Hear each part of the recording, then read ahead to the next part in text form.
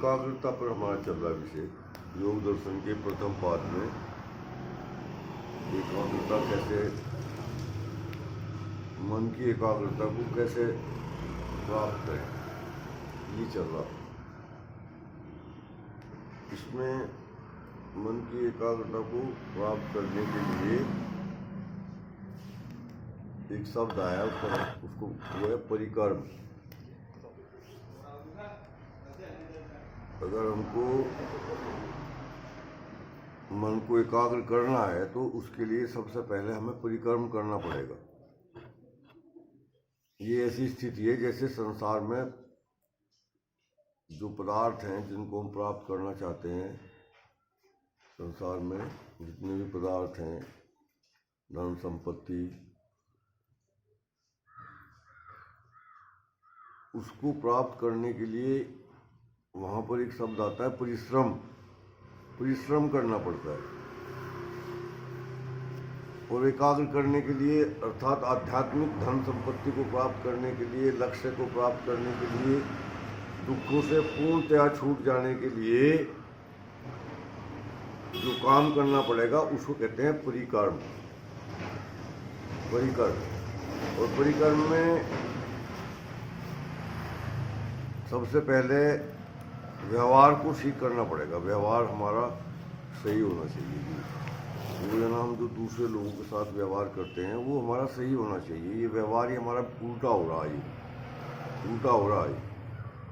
मैं सीधा बता रहा हूँ, बस सीधा दोहरा रहा हूँ। बता तो पहले वीडियो में भी रखा, अब तो मैं इसमें दोहरा रहा हूँ आपको कि जो सुखी व्यक्ति हैं उनके साथ मित्रता कर लें, और जो दुखी व्यक्ति हैं उनके दुखों को दूर करने का प्रयत्न कर लें। और जो पुण्य आत्माएं हैं, महापुरुष हैं, विद्वान हैं, आध्यात्मिकता से जुड़े हुए लोग हैं, उनको देख करके सिर्फ प्रसन्न हो जाएं, बस प्रसन्न हो जाएं। अपना उनको प्रसन्नता व्यक्त करें। उनको ऐसा लगना चाहिए कि उसके आने से इनको प्रसन्नता हुई, कि मैं इनके पास अगर आया हूँ तो इससे इनको प्रसन्नता हुई, ऐसा अनुभव उनको करना चाहिए। और जो है पुण्य आत्माएं हैं, दुष्ट व्यक्ति हैं, उनसे उपेक्षा करनी चाहिए। उनकी उपेक्षा करो, बस उनसे ना ज़्यादा घोल मेल करना चाहिए, ना घुलना मिलना चाहिए, और ना उनसे उन्हें भी लगाना चाहिए कि भाई हम तुम्हारे से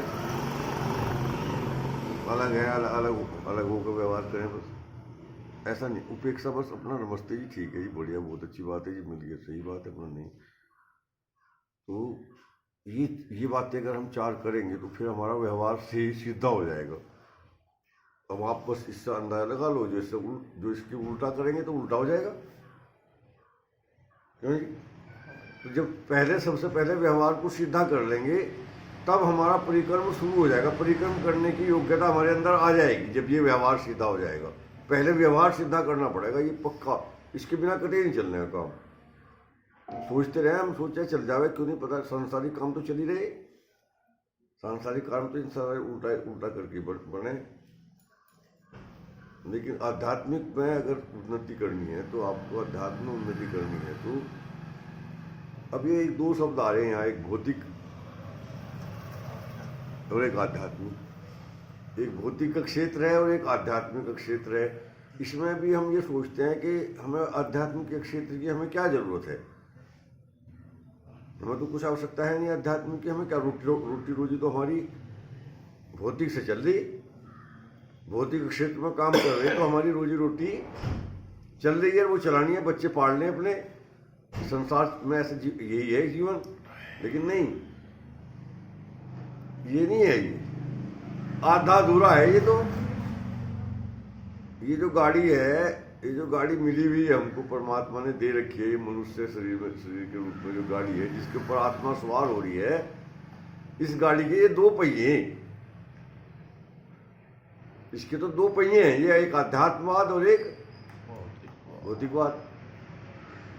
तो एक अगर हम भौतिकवाद पर ही आधारित रह करके चलाएंगे तो एक पहिए वाली गाड़ी बनेगी। और एक पहिए वाली गाड़ी क्या करेगी? एक पहिए वाली गाड़ी का वो चलती तो रहेगी, पर वो रहेगी वहीं, जाना कहीं दूसरे पर, वो तो वहीं के वहीं चक्कर काटती रहेगी एक जगह ही।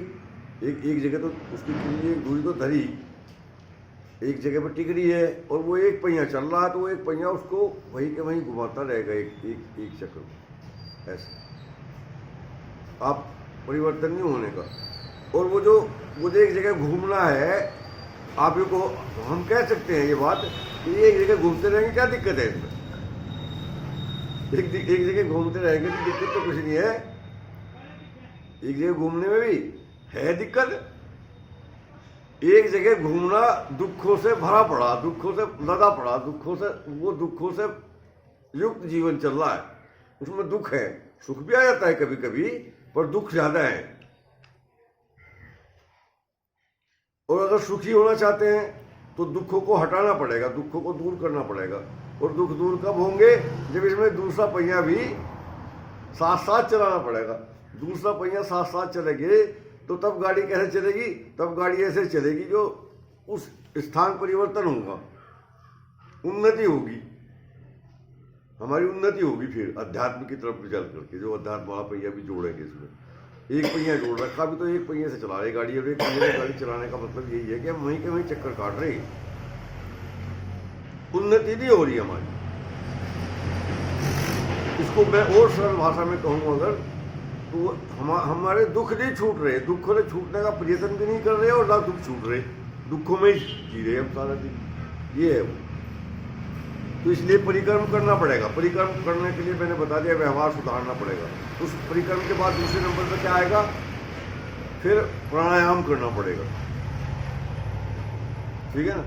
प्राणायाम करना पड़ेगा। प्राणायाम कम से कम तो 3 प्रकार के प्राणायाम है, कम से कम 3। ये आप प्राणायाम वाले प्रकरण में कहीं से भी आप पुस्तक लेकर के भी या किसी सीख सकते हैं।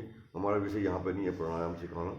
प्राणायाम सिखाने वाला तो अलग विषय होता है, उसको अलग अगर कभी आवश्यकता पड़ी या कभी अवसर मिला तो फिर वो प्राणायाम सिखाने वाली बात भी करेंगे। लेकिन फिलहाल तो हमारा यहाँ योग दर्शन चल रहा है, तो इसलिए प्राणायाम से सीख लो। एक दूसरे नंबर पर आती है कि हमने एक निश्चित आदत बना रखी है, मन ने एक निश्चित आदत बना रखी, यही करना, ऐसे ही बस सुबह को फिर अपना आवश्यक कार्य कर लिया, जो आवश्यक चीजें हैं उनसे निवृत्त हुए, स्नान किया, ड्यूटी पर चले गए, अपने कार्य को चले गए। कुछ भी कार्य जो भी करते हैं सब लोग अपना अलग अलग कार्य है उस पर चले गए। वहाँ से आते हुए रास्ते में सामान खरीद लाए बाजार में से, जो सामान कुछ घर वालों ने बता दिया था वो ले आए, कुछ अपनी मर्जी से ले आए। रोज का ही काम है, तो मन ने ये आदत बना रखी है। इस आदत में बदलाव कर लें अगर हम, इस आदत में अगर हम बदलाव कर लें कि हम इसके साथ अच्छे कार्य भी जोड़ दें, अच्छी आदत भी, मन की कुछ ऐसी आदतें भी जोड़ दें इसमें, अच्छी आदतें। ये दूसरे नंबर पर होगा परिक्रम। तीसरे नंबर पे क्या होगा? मन को प्रसन्न रखो। परिस्थितियां बहुत विकट आएंगी, मैं नहीं कहता कि आती नहीं, आती है, हमारे घर में आती है रोज। घर में आजकल संख्या इतनी कम होगी, संख्या घरों में मनुष्यों के रहने की संख्या इतनी कम हो गई है कि 1-2, बस ज्यादा ज्यादा 1-2। अगर पूरा परिवार भी हम है ना, पूरा परिवार भी अगर हम रह रहे हैं तो 2 हैं, 2 पति पत्नी और 2 बच्चे, बस ज्यादा से ज्यादा, या 1 बच्चा। और जब ऐसी स्थिति बन जाती है कि बच्चा एक भी नहीं रहता, कभी कभी किसी को तो होते नहीं बच्चे, उनको होते नहीं है तो वो तो 2 ही हैं। और होते हैं थोड़े दिन तक वो रहे, जब तक आपने उनका पालन पोषण किया वो रहे, फिर उनका बाहर काम हो गया, कहीं बाहर जाना पड़ गया उनको, वो जा करके अपने व्यवसाय में अपनी लग गए कहीं दूर, तो तब भी कितने बच गए? फिर 2 ही। इतने कम लोग, इतनी कम स्थिति है हमारी, और फिर भी ठीक नहीं है, शांति तो फिर भी नहीं है। चाहे 2 भी हैं, 2 में भी शांति नहीं है, वो दोनों में ही बज रहा। मतलब ऐसी बातें हैं जिनका कोई मतलब नहीं होता, जिनका कोई जिनको अगर हम नजरअंदाज कर दें या उनको हम अपनी ईगो, अहम को एक तरफ हटा करके रख दें तो उसको जरूरत नहीं पड़ती उस संघर्ष की। लेकिन वो फिर भी चल रहा है हमारा। सिर्फ कैसे कि हमें ये पता नहीं है, ये जानकारी नहीं है कि एक ये भी स्थिति अध्यात्म से जुड़ने की ये भी स्थिति है कि अपने मन को प्रसन्न ही रखो, बस चित प्रसन्न रहो। दूसरा क्या कर रहा वो तो आपको प्रसन्न रखने का प्रयत्न नहीं करेगा। जो परिक्रम कर रहा वो तो करेगा आपको प्रसन्न करने का प्रयत्न। देखो, जो परिक्रम कर रहा है, जिसको परिक्रम से जुड़ रहा है, अर्थात अगर आपको पता है इस बात का कि परिक्रम कर रहे हैं हम, तो आप तो दूसरे को प्रसन्न रखने का प्रयत्न करेंगे। लेकिन आप, कोई जरूरी नहीं है कि वो दूसरे सामने वाला भी परिक्रम कर रहा हो, तो वो तो आपको प्रसन्न करने का प्रयत्न करेगा, वो तो आपको दुखी करने का प्रयत्न करेगा। और उसने प्रयत्न करा दुखी करने का और आप दुखी हो गए, तो विजय किसकी हुई बताओ? एक आदमी आपको दुखी करना चाहता है और वो दुखी करने का काम कर रहा है और आप उससे दुखी हो गए आप दुखी, तो विजय किसकी हुई ये बताओ? उसी की होगी ना। देखो, यानी वो दुष्ट व्यक्ति है, वो जो ऐसा कर रहा है, जो दूसरे को दुखी करने का प्रयत्न कर रहा है, वो दुष्ट ही है।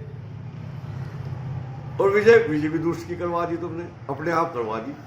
और अगर आप थोड़ा सा प्रयत्न करके, थोड़ा सा मेहनत करके, थोड़ी सी परिक्रम करके उसके करने पर भी दुखी ना हूं, उसको ये दिखा दे कि मैं तो प्रसन्न हो गया तुम्हारी इस बात से, मुझे बड़ी प्रसन्नता मिली, मेरे तो मस्ती आ गई, मौज आ गई मेरी। अब विजय किसकी हुई? अब आपकी विजय हुई, क्योंकि उसने तो उस बात को उस जो दुखी हमको करना चाह रहा था, वो उल्टे अपने आप में दुखी हो गया। यार मैंने तो इसको दुखी करने के लिए बात करी थी, और ये तो क्या हो गया, ये तो सुखी हो गया, सुखी हो गया। इसका मैं एक उदाहरण दे के बताऊंगा। अभी समझ में नहीं आई जल्दी बात, उदाहरण दे करके बस फिर चलेगी। एक उदाहरण दे करके बताऊंगा। ज्यादा दुखी करने वाले में ज्यादा बातें पता क्या आती है? एक दूसरे की निंदा, चुगली, ये दुखी करने का बड़ा आसान तरीका है किसी को दुखी करने का। इसी उदाहरण को ले रहा हूं मैं। उस व्यक्ति ने जो आप सुखी जीवन व्यतीत कर रहे हैं अपने घर में, वो इससे ये सोच रहा कि तो इसको कुछ करा जावे, तो वो क्या करेगा? जो संबंधित व्यक्ति है आपसे, उसको उसके सामने आपकी निंदा चुगली करेगा, आकर के उसको बताएगा कुछ ऐसी बातें, चाहे वो सच्ची है या झूठी है, मैं इस बात का विषय नहीं है, लेकिन वो आपसे संबंधित वो बातें उसको बताएगा जो आप उसको बताएंगे तो वो दुखी होगा। जिस व्यक्ति को बता रहा है ना, वो व्यक्ति दुखी करने वाला, और जिसे दुखी करना चाह रहा है उसको वो व्यक्ति बताएगा जा करके। तो उसे पक्का पता कि अगर ये उस बातें उसको बताएगा तो वो दुखी होगा, ठीक है ना? उसने बता दी, चला गया। अब वो व्यक्ति ऐसा थोड़ा हो सकता है कि जो ना बताए, वो जो तीर उसको दे के गया और वो तुम्हारे लिए दे के गया वो तीर, तो तुम्हारे पे क्या करेगा? वो चलाएगा उनको। उसने वो जा करके तीर चला दी तुम्हारे पे, और तुम वो व्यक्ति हो जो परिक्रम कर रहे हो, जो तुम परिक्रम कर रहे हो, तब तुम क्या करोगी? उससे सुन लोगी, सुन लिया, जो भी संबंधित बातें वो तेरी बताएगा, तुझे वो करा था कि वो तो ऐसे है, वो तो ऐसे है, जो करती है वो करता है, ऐसे करेगा। तो आप परिक्रम, मैं वो उपाय बता रहा हूं मैं आपको, जिससे आप निकल सकते हैं उससे बाहर, आप उस तीर को वापस मोड़ करके उसी के ऊपर चला सकते हैं। वो तरीका ये है जो मैं बताऊं आपको, अभी बता रहा। उससे एक हो गया कि ये बात तुमको कब बताई उसने, जो बातें उसने बताई ना, उससे पूछो कि ये कब बताई थी, तुम्हें कब बताई ये बातें उसने? मुस्कुराते हुए, गुस्से में नहीं, मुस्कुराते हुए, किसने तुम्हें कब बताई थी ये बात? कि मुझे तो कल बताई उसने। कहने बताओ कैसी है वो, देखो कैसा आदमी है, बताओ तुझे कल बताया ना, मुझे तो उन्होंने परसों ही बता दी थी ये सारी बातें, मुझे तो परसों बता गई थी ये सारी बातें, मुझे परसों बता गई थी भाई नू है, और तुझे कल बताई। बताओ ये कैसी बात है भाई, तेरे साथ में कैसा व्यवहार है उसका भाई? और फिर मुझे जब बता ही दी थी उसने, तो तुम्हें बताने की क्या जरूरत थी? तुम्हारी मेहनत क्यों करवा दी तुम खाम खाई? इसका मतलब क्या है? पता क्या है इसका मतलब? वो तेरे में मेरे में लड़ाई करवाना चाहे, नहीं, उन्होंने मुझे अपने आप ही बता दी थी, बात खत्म हो गई थी, मेरा आपका जो कुछ होना था वो हो गया था, तो तुम्हें क्यों बता दी? तो वो अच्छा, वो जो जिसने वो बता रहा था, जो व्यक्ति, क्या करेगा वो जाके?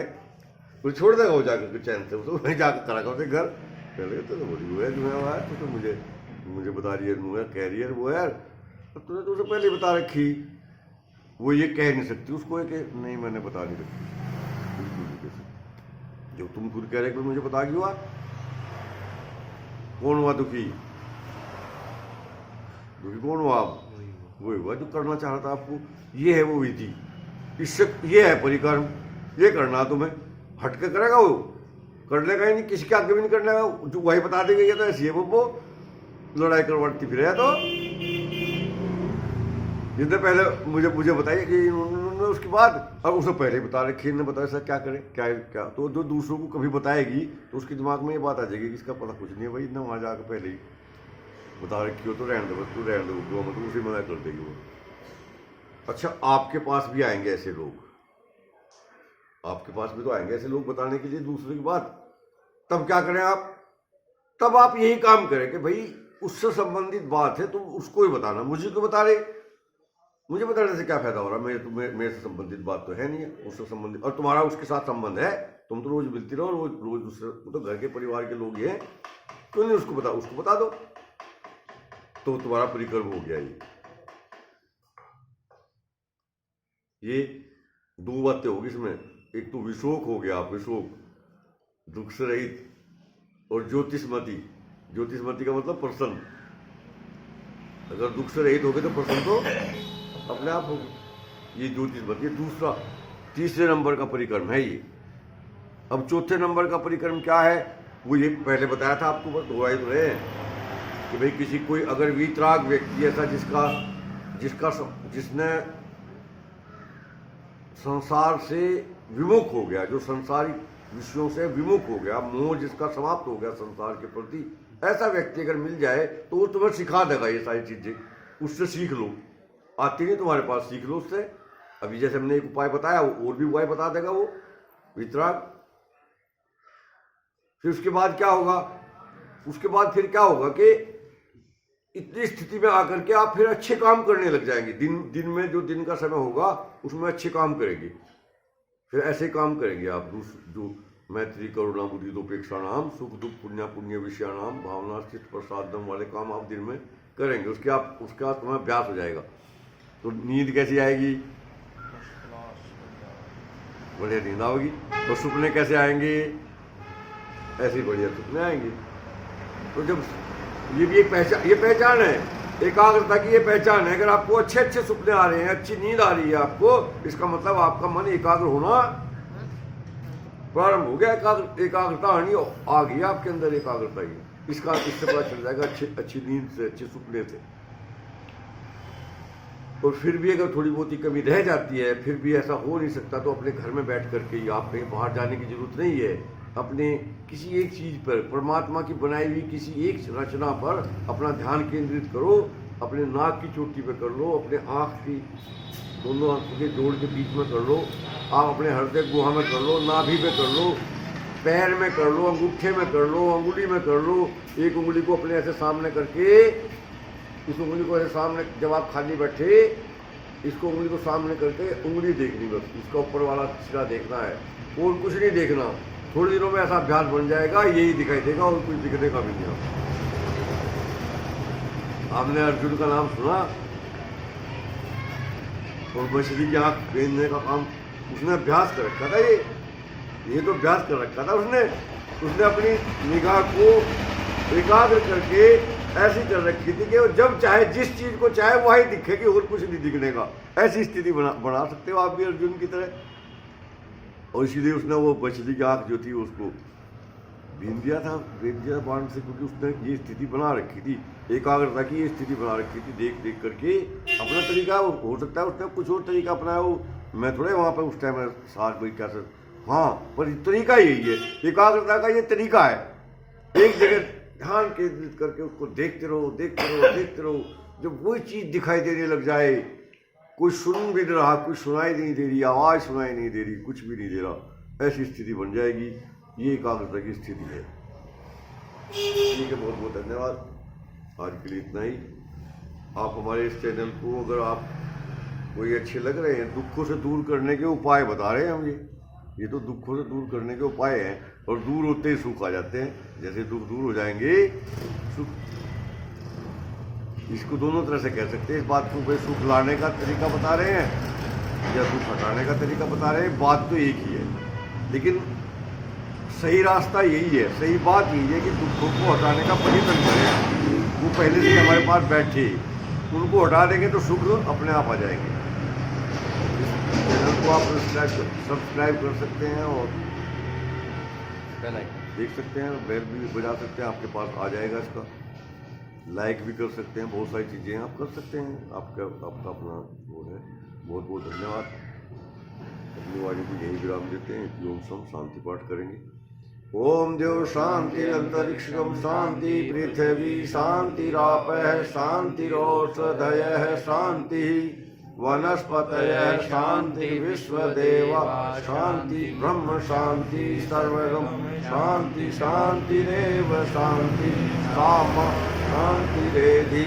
ओम शांति शांति शांति। जो बोले सो अभय। सत्य सनातन वैदिक धर्म की जय हो। सत्य सनातन वैदिक धर्म की जय हो। सत्य सनातन वैदिक धर्म की जय हो। सबको सादर नमस्ते जी।